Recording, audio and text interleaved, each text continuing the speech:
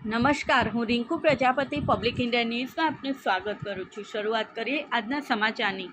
આણંદ કૃષિ યુનિવર્સિટી ખાતે એક દિવસીય સેમિનાર યોજાયો। ખેડૂતોને બાગાયતી પાકની ખેતીમાં રહેલી તકો અને ક્ષમતા વિશે માહિતી આપવામાં આવી।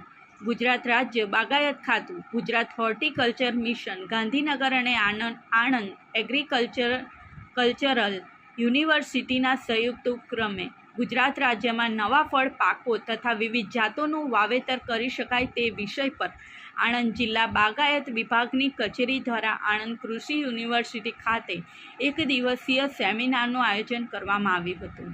આ સેમિનારમાં કૃષિ વૈજ્ઞાનિકો, અધિકારીઓ અને રાજ્યના વિવિધ જિલ્લામાંથી આવેલા નવા ફળના પાકો કરતા ખેડૂતોના અનુભવોની ચર્ચા કરવામાં આવી હતી તેમજ રાજ્યની વિવિધ કૃષિ યુનિવર્સિટી ખાતે થયેલા બાગાયતી પાકોના સંશોધનો વિશે માહિતી પૂરી પાડવામાં આવી હતી।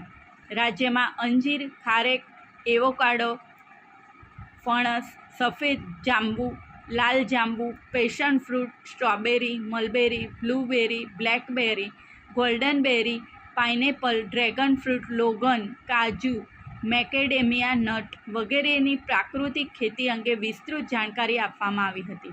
આ પ્રસંગે બાગાયત નિયામક ડૉક્ટર CM પટેલ દ્વારા ખેડૂતોને બાગાયતી ખેતી કરીને વધુમાં વધુ આવક મેળવવા તેમજ રાજ્ય અને દેશના વિકાસમાં વધુમાં વધુ યોગદાન આપવા બાબતે વિસ્તૃત જાણકારી આપી હતી।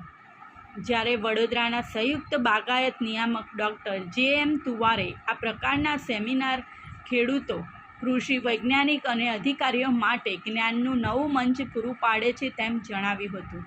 આણંદ કૃષિ યુનિવર્સિટીના કુલપતિ ડૉક્ટર KB કથિરિયાએ ખેડૂતો માટે મોટા પાયે પ્રાકૃતિક ખેતી દ્વારા બાગાયતી પાકોના વાવેતર થકી બમણી આવક મેળવે તેવી આશા વ્યક્ત કરી અને વધુમાં ઝોનલ કક્ષાએ અને જિલ્લા કક્ષાએ ટીમ બનાવી નવા પાકોની ક્ષેત્રીય મુલાકાત કરીને તેનું મોટા પાયે વાવેતર કરી શકાય કે કેમ તે જોવાનું જણાવી બાગાયતી પાકની ખેતીમાં રહેલી તકોને ક્ષમતા વિશે માહિતી આપી હતી।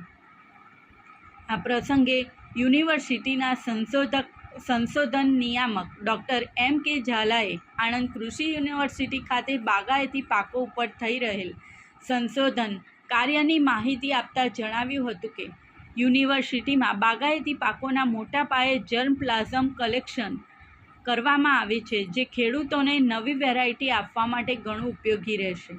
આ સેમિનારમાં સંયુક્ત બાગાયત નિયામક મહેસાણા, સુરત અને રાજકોટ તથા આણંદના નાયબ બાગાયત નિયામક ડૉક્ટર સ્મિતાબેન પિલ્લાઈ, રાજ્યના વિવિધ જિલ્લાના નાયબ બાગાયત નિયામકો, રાજ્યની વિવિધ કૃષિ યુનિવર્સિટીઓના સંશોધન નિયામકો, આચાર્ય અને ડીન સહિત મોટી સંખ્યામાં રાજ્યભરમાંથી આવેલા ખેડૂતો હાજર રહ્યા હતા।